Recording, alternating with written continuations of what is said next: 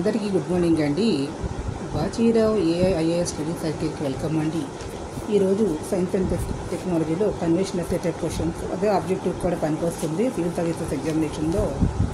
ఇప్పుడు artificial intelligence and latest emerging technologies and latest టెక్నాలజీస్లో వస్తుంది.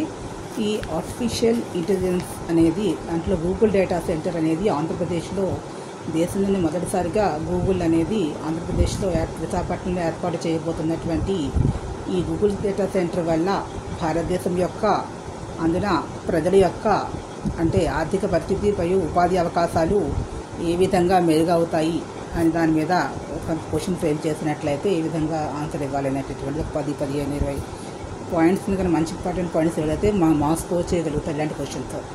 ఇక్కడ గుర్తుపెట్టుకోవాల్సింది కృత్రిమ మీద ఆర్టిఫిషియల్ ఇంటెలిజెన్స్ విప్లవం అనేటటువంటి రకరకాల విప్లవాలు అందరికీ తెలిసిన విషయం. నీటి విప్లవం అని చెప్పాను, ఆకుపచ్చ విప్లవం అని ఇట్లా. అలాగే కృత్రిమ మీద ఏ విప్లవంతో అంతర్జాతీయ డిజిటల్ మౌలిక వసతులు రూపురేఖలు అనేటటువంటి టోటల్గా చేంజ్ అవుతున్నాయండి. 2025లో మనం తీసుకున్నట్లయితే 23,500 నుంచి $600 కోట్ల ఉన్నటువంటి ప్రపంచ ఏ మార్కెట్ పరిణామం 2030 కల్లా $93,000 కోట్ల పెరగనుంది. అయితే ఏఐ ఆధారిత డేటా కేంద్రాల గిరాకీ అనేది ఎక్కువ అవుతూ ఉంది.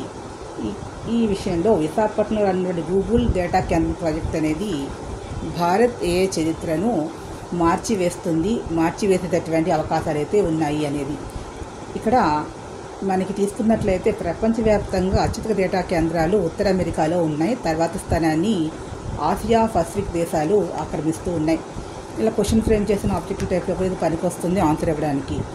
అత్యధికంగా ఉన్న ఉత్తర అమెరికాలో, సెకండ్ పొజిషన్ ఆసియా పసిఫిక్ దేశాలు అని. ఈ రెండు ప్రాంతాలకి మధ్యన ఉన్నటువంటి ఒక కీ పొజిషన్లో ఇండియా ఉంది, భారతదేశం.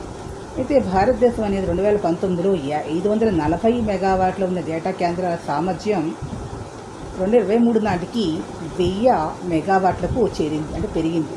2030కి ఏటా 28% చక్రీయ వృద్ధి రేటు CAGR ఇది నమోదు అవుతుంది అనేది ఒక అంచనా. డిజిటలీకరణ అనేది పెరగడం వల్ల, కృత్రిమ మేధ వినియోగం పెరగడం వల్ల 5G, క్లౌడ్ కంప్యూటింగ్, ఏజ్ కంప్యూటరింగ్లు విస్తరించడంతో ఇక్కడ ఈ రంగంలో వృద్ధి రేటు అనేది వేగవంతంగా నమోదవుతోంది అనేది నిపుణుల అభిప్రాయం. 2027 కల్లా భారత్లో డేటా కేంద్రాల్లోకి $10,000 కోట్ల పెట్టుబడులు వస్తాయనేది ఒక అంచనా.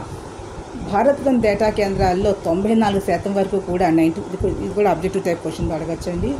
ముంబై, చెన్నై, ఢిల్లీ, హైదరాబాద్, బెంగళూరు, పుణె, కోల్కతాలోనే ఉన్నాయనేటటువంటిది వాస్తవం. వీటిని కేంద్రీకరణ అయిపోయినటువంటి వాటిని వికేంద్రీకరణ విధానం ద్వారా చాలా వరకు కూడా అంటే విశాఖపట్నంలో $15,000 కోట్ల ఏ హబ్ కేంద్రాలను నెలకొల్పుతామని చెప్పి గూగుల్ సంస్థ అనేది ప్రకటించింది. దాని యొక్క గూగుల్ $1,500 కోట్ల అని. అయితే ఇక్కడ తొలి భారత్తో ఈ గూగుల్ నెలకొల్పినటువంటి తొలి ఏ హబ్ అనేది ఇండియాలో గూగుల్ పెడుతున్నటువంటి అతిపెద్ద పెట్టుబడి కూడా ఇదే విశాఖపట్నం, ఆంధ్రప్రదేశ్ అనేది గుర్తుపెట్టుకోండి. ఇది మంచి క్వశ్చన్. అయితే ఈ మహానగరాలకు ప్రత్యామ్నాయంగా మరి ఏంటి అనేటటువంటిది తీసుకున్నట్లయితే ఇక్కడ ఎక్కువగా భారతదేశ సముద్ర తీరంలో ఉన్నటువంటి ముంబై, చెన్నై తీసుకున్నట్లయితే ఇక్కడ డిజిటల్ హబ్లు అనేవి ఎక్కువగా ఉండగా, రీసెంట్గా ఆంధ్రప్రదేశ్ తీరంలో విశాఖపట్నంలో సరికొత్త హబ్ అనేది ఏర్పాటు చేశారు. ఇది కూడా మనకి సముద్ర తీర ప్రాంతంలోనే ఉంది. ఇది రెండవ అంచె నగరం కింద విశాఖపట్నం అనేది అభివృద్ధి చెందుతూ ఉంది. ఇక్కడ డిజిటల్ కేంద్రం ఏర్పాటు చేయడం వల్ల విశాఖ 1 గిగావాట్ డేటా కేంద్రాన్ని హైపర్ స్కేల్ కంప్యూటింగ్, హరిత ఇంధన వినియోగం, సముద్రగర్భ కేబుల్, ఫైబర్ అనుసంధానంతో ఏర్పాటు చేస్తోంది. ఇక్కడ మెయిన్గా ఉపయోగించుకుంటున్న హరిత ఇంధనం ఉపయోగిస్తున్నారు. ఇది ఒక ఇంపార్టెంట్ పాయింట్గా నోట్ చేయండి. భారతదేశంలో కృత్రిమ మేధా వ్యవస్థ విస్తరణకు ఇది చాలా కీలక ప్రాంతంగా మారుతుంది. సముద్ర తీరంలో ఉన్నటువంటి మరిన్ని నగరాలు, పట్టణాలు అనేవి ఏఐ డేటా స్థాపన కేంద్రానికి సంబంధించి విశాఖ అనేది ప్రారంభంగా ఉంటుంది అనేటటువంటిది ఒక రోల్ మోడల్గా విశాఖ తీసుకోవచ్చు అనేది. పోతే కేంద్రంలో తీసుకున్న ఈ గూగుల్ డేటా కేంద్రంలో భారతీ ఎయిర్టెల్, అదాని సంస్థలు కూడా భాగస్వాములుగా ఉన్నాయనేటటువంటిది గుర్తుపెట్టుకోవాలి. ఇక్కడ ఏంటంటే గూగుల్ అనే సంస్థ మాత్రం ప్రధాన పెట్టుబడిదారు. ఇక్కడ దీంట్లో ఏఐ మౌలిక వసతుల నిర్మాత ఈ యొక్క గూగుల్ ఈ సంస్థ విశాఖ డేటా హబ్ని తన అంతర్జాతీయ కంప్యూటింగ్ కేంద్రంగా భారతీయ కంప్యూటర్ సంస్థలకి క్లౌడ్ సేవలు అందించే వసతిగా కూడా ఇది మారుతూ ఉంది. సముద్ర గర్భం నుంచి వచ్చే కేబుల్స్ విశాఖలో ల్యాండింగ్ స్టేషన్ని ఏర్పాటు చేస్తున్నారు. నగరాల లోపల వచ్చి మనకి ఫైబర్ నెట్వర్క్ని ఎయిర్టెల్ అనేది నిర్మిస్తూ ఉంటుంది. అయితే ఇక్కడ గూగుల్ డేటా సెంటర్ కోసం స్థల సేకరణ, హరిత సాంప్రదాయ వల్ల డేటా కేంద్ర నిర్మాణం అన్నీ కూడా అదాని గ్రూప్ అనేది తీసుకుంటుంది. పోతే గూగుల్ సంస్థల విశాఖపట్నంలో ఏ హ్యాప్ కేంద్రం కంప్యూటింగ్ వ్యవస్థ నిర్మాణాలకి నిధులు, సాంకేతికల్ని గూగుల్ అయితే సమకూరుస్తుంది. నిర్మాణ పనులను మాత్రం అదాని సంస్థ చేస్తుంది. హరిత ఇంధన సరఫరా, ప్రధాన క్యాంపస్ భవన నిర్మాణం, విద్యుత్ సరఫరా లైన్ల ఏర్పాటు ఇవన్నీ కూడా చేస్తుంది. అదేవిధంగా సముద్ర cable landing station, high capacity fibre నిర్మాణం, అంతర్జాతీయ అనుసంధానం ఎయిర్టెల్ బాధ్యత. ఎయిర్టెల్ అనేది నెట్వర్కింగ్ చూసుకుంటుంది. ఇకపోతే ఈ డేటా కేంద్రాన్ని భూమి కేటాయింపు, అనుమతులు, విద్యుత్ సరఫరా ఇవన్నీ నిర్ణయాలన్నీ కూడా ఏపీ గవర్నమెంట్ అనేది తీసుకుంటుంది. జాతీయ డేటా టెక్ హబ్గా నిలవాలన్నది ఏపీ యొక్క ప్రాజెక్టు యొక్క లక్ష్యంగా ఉంది.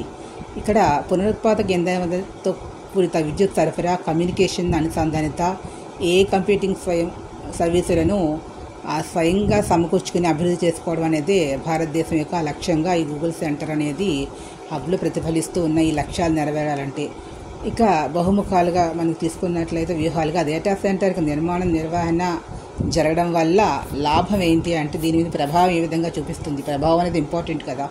డేటా సెంటర్ నిర్మాణం వల్ల ప్రత్యక్షంగా ఉపాధి అవకాశాలు లభిస్తాయి. నిర్వహణలో దాని మేనేజ్మెంట్ రంగం, అలాగే స్థిరాస్తి రంగము, రవాణా, బట్వాడా, హోటల్, ఇతర సర్వీసులు కూడా పరోక్షంగా, ఇంక్లూడింగ్ టూరిజం కూడా పరోక్ష ఉద్యోగాలు జరుగుతుంది. అదేవిధంగా శీతలీకరణ, విద్యుత్ సరఫరా, ఫైబర్ సెక్యూరిటీ పరంగా కాంట్రాక్ట్స్ అనేవి స్థానికంగా ఉపాధి అవకాశాలు కూడా చాలామందికి అన్స్కిల్డ్ వాళ్ళకు కూడా లభిస్తాయి. అదేవిధంగా మౌలిక వసతుల అభివృద్ధిలో స్థానిక ప్రజలకి, సంస్థలకి, అలాగే సౌర విద్యుత్, పవన విద్యుత్ అనేది వాళ్ళకి అందుబాటులోకి వస్తుంది.